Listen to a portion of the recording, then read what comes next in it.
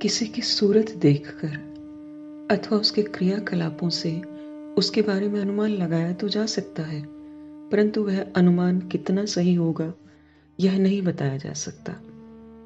नमस्कार, मैं हूं अर्चना त्यागी, एक बार फिर से आपके साथ हिंदी लेखक परिवार के मंच पर और प्रस्तुत कर रही हूं जयशंकर प्रसाद जी की एक और कहानी भिखारिन। जाह्नवी अपने बालों के कंबल में ठिठुर कर सो रही थी। शीत कुहासा बनकर प्रत्यक्ष हो रहा था। 2-4 लाल धाराएं प्राची के क्षितिज में बहना चाहती थी। धार्मिक लोग स्नान करने के लिए आने लगे थे। निर्मल की मां स्नान कर रही थी और वह पंडे के पास बैठा हुआ बड़े कुतूहल से धर्म भीरू लोगों की स्नान क्रिया देखकर मुस्कुरा रहा था। उसकी मां स्नान करके ऊपर आई। अपनी चादर ओढ़ते हुए स्नेह से उसने निर्मल से पूछा, क्या तू स्नान न करेगा? निर्मल ने कहा, नहीं मां, मैं तो धूप निकलने पर घर पर ही स्नान करूंगा। पंडा जी ने हंसते हुए कहा, माता, अब के लड़के पुण्य धर्म क्या जाने, यह सब तो जब तक आप लोग हैं तभी तक है। निर्मल का मुंह लाल हो गया, फिर भी वह चुप रहा। उसकी मां संकल्प लेकर कुछ दान करने लगी। सहसा जैसे उजाला हो गया, एक धवल दांतों की श्रेणी अपना भोलापन बिखेर गई। कुछ हमको दे दो रानी मां। निर्मल ने देखा, एक 14 बरस की भिखारिन भीख मांग रही है। पंडा जी झल्लाए। बीच ही में संकल्प अधूरा छोड़कर बोल उठे, चल हट। निर्मल ने कहा, मां, कुछ इसे भी दे दो। माता ने उधर देखा भी नहीं, परंतु निर्मल ने उस जीर्ण मलिन वसन में एक दरिद्र हृदय की हंसी को रोते हुए देखा। उस बालिका की आंखों में एक अधूरी कहानी थी। रूखी लटों में साधी उलझन थी और बरौनियों के अग्रभाग में संकल्प के जलबिंदु लटक रहे थे। करुणा का दान जैसे होने ही वाला था। धर्मपरायण निर्मल की मां स्नान करके निर्मल के साथ चली। भिखारिन को अभी आशा थी, वह भी उन लोगों के साथ चली। निर्मल एक भावुक युवक था। उसने पूछा, तुम भीख क्यों मांगती हो? भिखारिन की पोटली के चावल फटे कपड़े के छिद्र से गिर रहे थे। उन्हें संभालते हुए उसने कहा, बाबूजी, पेट के लिए। निर्मल ने कहा, नौकरी क्यों नहीं करती? मां, इसे अपने यहां रख क्यों नहीं लेती हो? धनिया तो प्राय आती भी नहीं। माता ने गंभीरता से कहा, रख लो, कौन जाती है? कैसी है? जाना ना सुना, बस रख लो।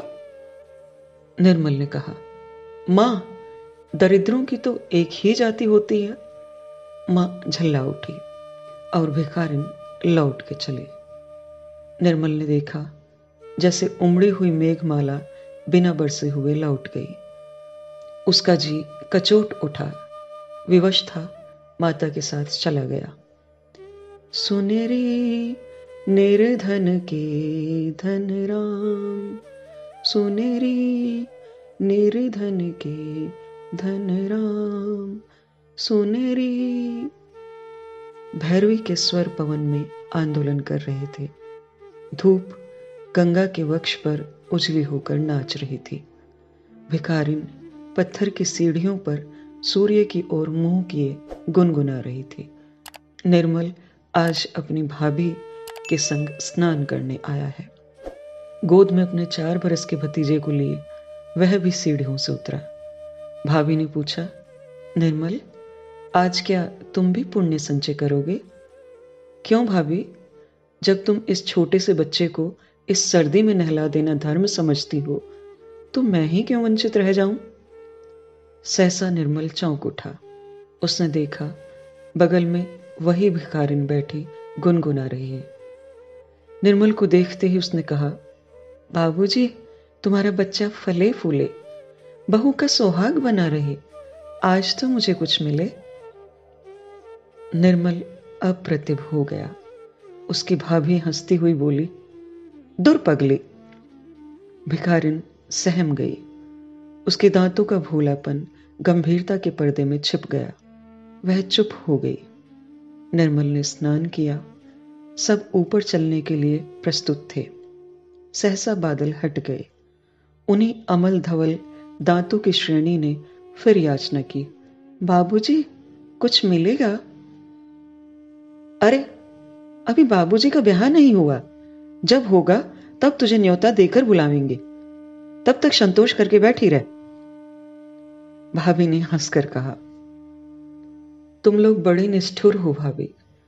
उस दिन मां से कहा कि इसे नौकर रख लो तो वह इसकी जाति पूछने लगी, और आज तुम भी हंसी ही कर रही हो। निर्मल की बात काटते हुए भिखारिन ने कहा, बहू जी, तुम्हें देखकर मैं तो यही जानती हूं कि ब्याह हो गया है। मुझे कुछ न देने के लिए बहाना कर रही हो। मर पगली, बड़ी ढीठ है, भाभी ने कहा। भाभी, उस पर क्रोध न करो। वह क्या जाने, उसकी दृष्टि में सब अमीर और सुखी लोग विवाहित हैं। जाने दो, घर चलें। अच्छा चलो, आज मां से कहकर इसे तुम्हारे लिए टहलनी रखवा दूंगी। कहकर भाभी हंस पड़ी। युवक हृदय उत्तेजित हो उठा। बोला, यह क्या भाभी, मैं तो इससे ब्याह करने के लिए भी प्रस्तुत हो जाऊंगा। तुम व्यंग्य क्यों कर रही हो? भाभी अप्रतिभ हो गई, परंतु भिखारिन अपने स्वाभाविक भोलेपन से बोली, 2 दिन मांगने पर भी तुम लोगों से एक पैसा तो देते नहीं बना, फिर क्यों गाली देते हो बाबू? ब्याह करके निभाना तो बड़ी दूर की बात है। भिखारिन भारी मुंह किए लौट चली। बालक रामू अपनी चालाकी में लगा हुआ था। मां की जेब से छोटी दुअन्नी अपनी छोटी उंगलियों से उसने निकाल ली और भिखारिन की ओर फेंक कर बोला, लेती जाओ ओ भिखारिन।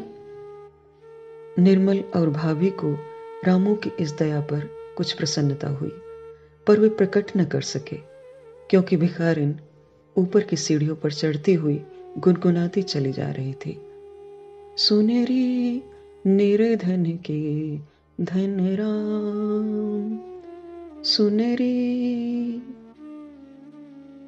अभी आपने सुनी जयशंकर प्रसाद की कहानी भिखारिन। मैं अर्चना त्यागी अब आपसे विदा लेती हूँ। मेरी आवाज में यह कहानी अगर आपको पसंद आती है तो लाइक करें, कमेंट करें और अन्य साहित्य प्रेमियों के साथ साझा भी अवश्य करें। फिर मिलते हैं एक नई कहानी के साथ बेहतरीन कहानियों के सफर में। धन्यवाद। अगर आपको रचना पसंद आती है तो लाइक्स और कमेंट्स ज़रूर करें और शेयर कीजिए।